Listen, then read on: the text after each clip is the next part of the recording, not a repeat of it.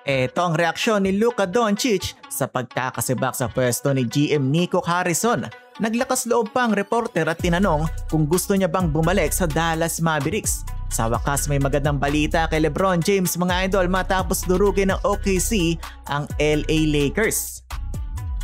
So kanina nga lang ay napalaban ng LA Lakers sa defending champs at isa sa mga hottest teams ngayon sa NBA ang OKC Thunder.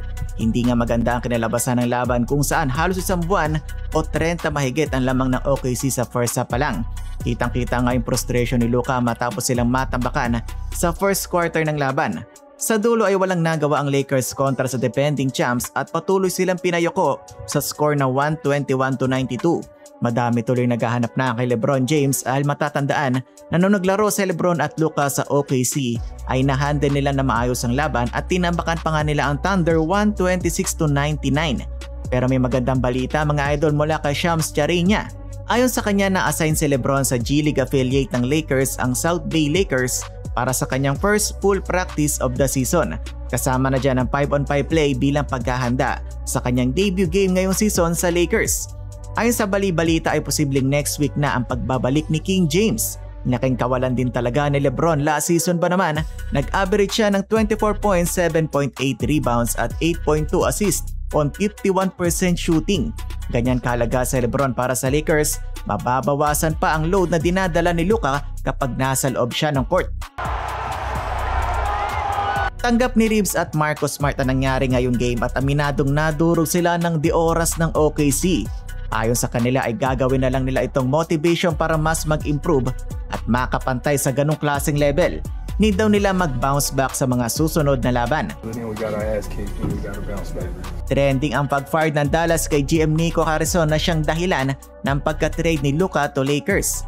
Madami nagsasabi na isa tong pinakamalaking pagkakamali dahil hindi may pagkakaila na superstar ng Dallas si Luka. MVP level pa kada season. Ngayong season pa nga lang ay may average na 37 points, 9.4 rebounds at 9.1 assists. Nagising na ang may-ari ng Dallas at tuluyan na nga sinibak sa pwesto si Nico Harrison.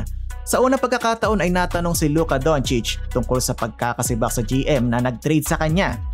Sagot ni Luka ay napamahal na daw talaga siya sa Dallas Mavericks at akala nga niya ay forever na siya doon. Pero sa ngayon ay focus daw siya sa LA Lakers at sinusubukan mag-move on sa pangyayari. Dagdag pa ng reporter dahil wala na si GM Nico Harrison, posible bang bumalik sa Dallas ang isang Luka Doncic? Sagot ulit ni Luka, focus lang siya sa Lakers at no further comments. But right now I'm focused on the Lakers and trying to move on. Is there a world in which you could ever see yourself playing for that franchise ever again, perhaps one day down the road? Right now I'm just focused on the Lakers. Mukhang ngayon nare-realize na ng Dallas ang kanilang ginawa. Paano ba naman mga idol, pang 14th place ang Dallas ngayon sa standings with 3 wins and 9 losses. Hindi pa gano'n nagpapakitang gila sa kanilang first overall pick Cooper Flagg, injured pa si AD at Kyrie. Kayo mga idol, sa tingin niyo ba dapat pang bumalik si Luka sa Dallas in the near future o dapat ba sa masikat na team na Lakers na siya magretiro? Comment down below lang at huwag kalimutang mag-subscribe sa ating channel. Maraming salamat!